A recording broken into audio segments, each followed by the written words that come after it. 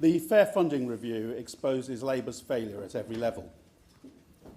It slashes budgets by 700 million from councils, and Sadiq Khan continues to drain resources from inner London.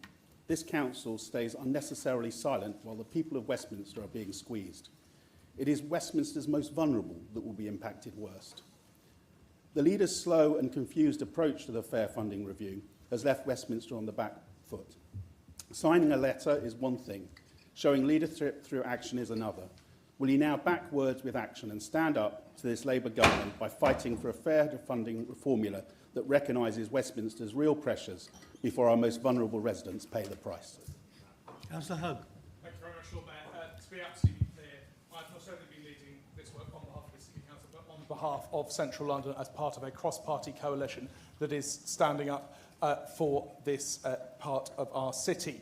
We are very conscious of the real challenges that local government funding has been left in after 14 years of Tory government. However, we are also clear that we have enormous needs in central London that had not been picked up fully by the versions of the Fairer Funding Review that were put out in the summer.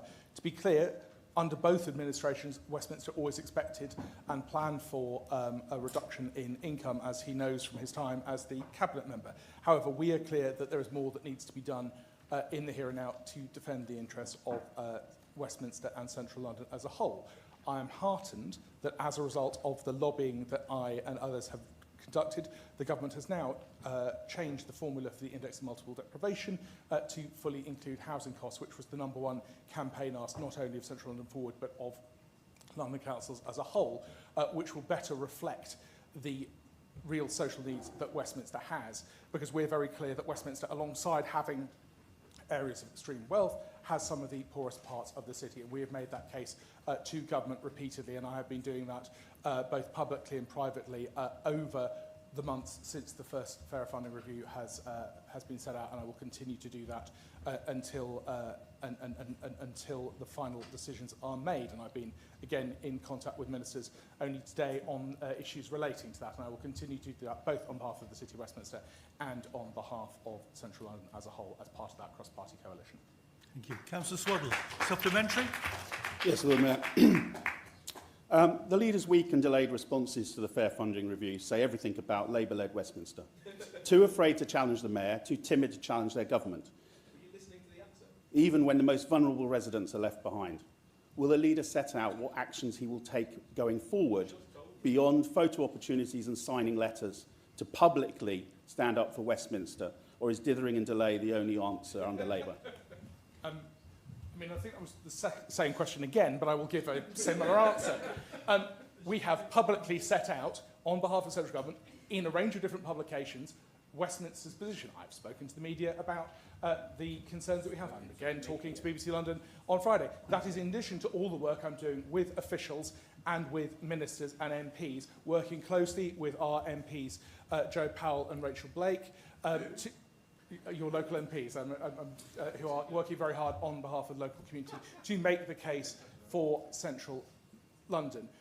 So absolutely, we want to see a better, fairer funding deal for us that reflects the real challenges we've had. As I said, so far there has been progress in terms of better reflecting the impact of housing costs in deprivation, which will assist with Westminster's figures. But there is more to do over the coming weeks and months, and we are, as I said, constantly talking to ministers, MPs, and officials, alongside making clear our concerns in a public forum that is, clearly not behaving as if just purely partisan bashing, as Councillor Swaddle would like, but being very clear that even though we recognise the real challenges the government faces in terms of the repairing the public finances and ensuring that money is invested in local government across the country, that the needs of central London are not forgotten because of that, because of a range of different things, including the significant deprivation that exists in Westminster alongside that wealth, but also the important role that Westminster plays